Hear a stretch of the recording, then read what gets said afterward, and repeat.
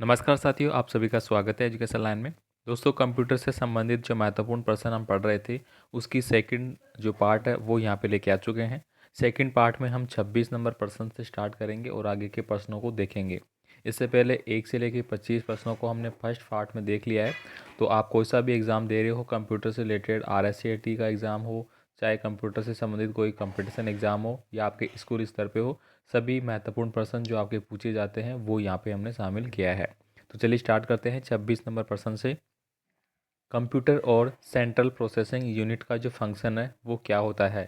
यानी कि कंप्यूटर जो हमारा है, सेंट्रल प्रोसेसिंग यूनिट का मतलब होता है CPU, ठीक है, सेंट्रल प्रोसेसिंग यूनिट।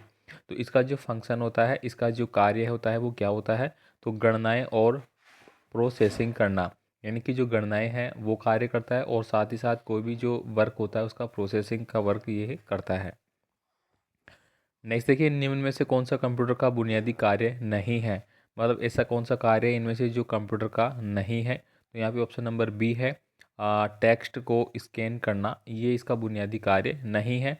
डाटा को प्रोसेस करना, ये कार्य है। इनपुट को स्वीकार करना, डाटा स्टोर करना, ये सभी कार्य कंप्यूटर में होते हैं। लेकिन जो टेक्स्ट होते हैं उसको ये स्कैन नहीं करता है।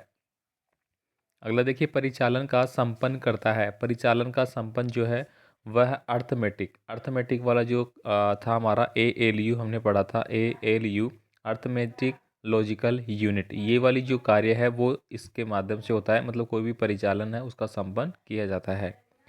नेक्स्ट देखिए, यहाँ पे अगला है, कंप्यूटर में अधिकांश प्रोसेसिंग किस में होती है?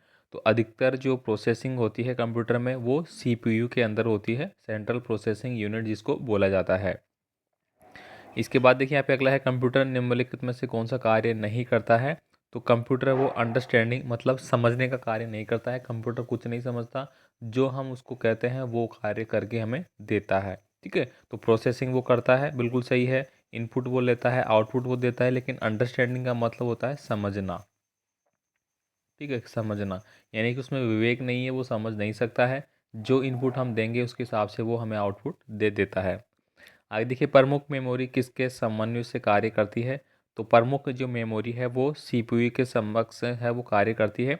मेमोरी जो हमारी है वो दो प्रकार की होती है। एक तो होती है रैम, RAM, एक होती है आपकी ROM, ठीक है, रैंडम एक्सेस मेमोरी और रीड ओनली मेमोरी। आगे देखिए, यहाँ पे माइक्रो प्रोसेसर जो कंप्यूटर का मस्तिष्क होता है उसे क्या कहते हैं? तो उसको माइक्रोचिप बोला जाता है। और माइक्रोचिप है दोस्तों वो IC यानी कि इंटीग्रेटेड सर्किट इसको बोलते हैं, जो कि किसकी लगी होती है? सिलिकॉन की। ये हमने पहले भी बात करा था, सिलिकॉन की जो चिप है वो इसमें यूज है, वो की जाती है। इस देखिए, यहाँ पे अगला प्रश्न हमारा, कंप्यूटर द्वारा प्रोड्यूस किया गया परिणाम क्या है? तो कंप्यूटर के द्वारा जो प्रोड्यूस किया जाता है उसको अपन आउटपुट बोलते हैं। मान लीजिए कि हमने कंप्यूटर में लिखा 2+2, इसने बताया कि ये 4 होते हैं, तो ये इसने प्रोड्यूस कर दिया, तो ये 4 जो है वो हमारे लिए आउटपुट कहलाएगा। आगे देखिए, यहाँ पे अगला है, इनपुट और आउटपुट में रूपांतरण किया जाता है। तो CPU के द्वारा जो इनपुट होता है और जो आउटपुट होता है उसका रूपांतरण का मतलब है कि इसका जो कन्वर्सन हो रहा है, इनपुट हमने दिया और उसका वापस से आउटपुट हमें मिल रहा है, उसका रूपांतरण कौन करता है? तो CPU ही करता है। प्रोसेसर डेटा को कहते हैं, जो प्रोसेसर डेटा होता है उसको अपन प्रोसेस कहते हैं। यानी कि कोई भी जो प्रोसेस होती है, कोई भी प्रोसेस की जो कार्य होती है उसको अपन प्रोसेस डाटा के हिसाब से जानते हैं। CPU का मुख्य घटक क्या है? तो CPU का मुख्य घटक यहाँ पे देखिए, कंट्रोल यूनिट इसमें आती है, मेमोरी इसमें आती है, अर्थमेटिक लॉजिकल यूनिट इसमें आती है। तो ये सभी कार्य है वो CPU के अंतर्गत होते हैं, CPU के प्रमुख घटक कहलाते हैं।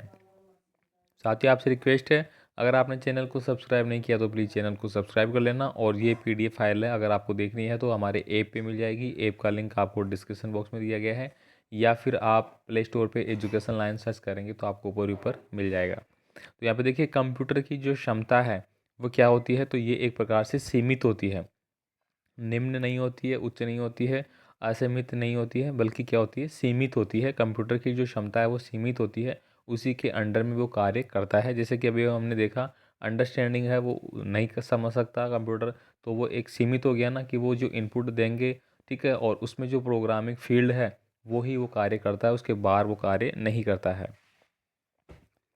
कंप्यूटर को किस प्रकार की बुद्धि की संज्ञा दी जाती है? तो कृत्रिम, ठीक है। कृत्रिम मतलब मानव ने बनाया इसको, इसलिए इसको अपन कृत्रिम बोलते हैं। मनुष्य की स्मरण शक्ति कंप्यूटर की तुलना में होती है सामान्य। नेक्स्ट देखिए यहाँ पे अगला प्रश्न है, मानव मन का कंप्यूटर में किसकी गति अधिक है? यानी कि मानव का मन है और कंप्यूटर में जो गति है वो किसकी अधिक होती है? तो मानव मन की अधिक होती है, क्योंकि मानव का जो मन है वो अधिक रूप से उसको क्या कर सकता है, बहुत दूर तक अपन सोच सकते हैं। आगे देखिए यहाँ पे ईपीडी का क्या है? ईपीडी क्या होती है? तो इलेक्ट्रॉनिक डेटा प्रोसेसिंग इसकी फुल फॉर्म होती है, तो ये आपको याद रखनी होगी, इलेक्ट्रॉनिक डेटा प्रोसेसिंग। डायरेक्ट आपको फुल फॉर्म पूछी जाती है। कंप्यूटर में सूचना किसे कहा जाता है? तो कंप्यूटर में सूचना का मतलब है एकत्रित जो डाटा होता है उसी को सूचना कहते हैं। कंप्यूटर में डेटा किसे कहते हैं? तो यहाँ पे देखिए एक ही प्रकार की है, सूचना तो हो गई एकत्रित डाटा, और डेटा किसे कहते हैं? तो चिन्ह और संख्यात्मक सूचना जो होती है उसको अपन डेटा कहते हैं। कंप्यूटर मोस्टली रूप से 0 और 1, ठीक है, 0 और 1 की जो कोडिंग है उसी को समझता है, इसके अलावा वो किसी को नहीं समझता। 0 और 1 के अनुरूप ही वो कार्य करता है, ठीक है। ये इसको मशीन लैंग्वेज में अपन पढ़ेंगे, अगर आप पढ़ते हैं तो आगे, तो मशीन लैंग्वेज में आती है ये हमारी, ठीक है। इनपुट और आउटपुट में रूपांतरण किसके द्वारा होता है? तो ये भी अभी हमने पढ़ा था, सीपीयू के द्वारा। कंप्यूटर में जाने वाले डेटा को क्या कहते हैं? तो इनको इनपुट कहते हैं। यानी कि हमने इनपुट दिया कोई भी चीज़, जैसे कि आपने देखा कि हम काउंटिंग कर रहे हैं या कुछ टेक्स्ट टाइप कर रहे हैं या और कुछ कर रहे हैं, तो ये जो कंप्यूटर में जाने वाला डेटा है उसको अपन इनपुट कहते हैं। डेटा प्रोसेसिंग का अर्थ क्या है? तो वाणिज्यिक उद्योग उपयोग के लिए जो जानकारी तैयार की जाती है उसको डेटा प्रोसेसिंग कहते हैं, ठीक है। एटीएम का क्या होता है या पूरा नाम क्या होता है, ये भी पूछा जाता है। ऑटोमेटिक टेलर मशीन इसका पूरा नाम होता है, और ये बिना स्टाफ के नकदी लेन देन का कार्य करता है एटीएम।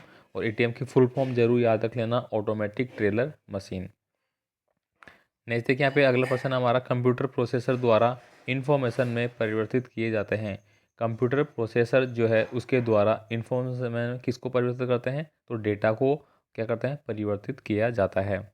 एक इलेक्ट्रॉनिक डिवाइस जो डेटा को इंफॉर्मेशन में कन्वर्ट करते हुए प्रोसेस करता है क्या कहलाता है? तो प्रोसेसर कहलाता है। प्रथम गणना यंत्र क्या है? तो प्रथम गणना यंत्र है अबेक्स, इसको बोला जाता है, ठीक है। तो यहाँ पे 25% इस वीडियो में हमने देख लिए, 50 तक। नेक्स्ट वीडियो में हम आगे प्रश्न देखेंगे 25। तो इसी प्रकार से टोटल 150 प्रश्नों की सीरीज है जो कि हम एक एक करके देखने वाले हैं, ठीक है। तो मिलते हैं अगले वीडियो में, धन्यवाद।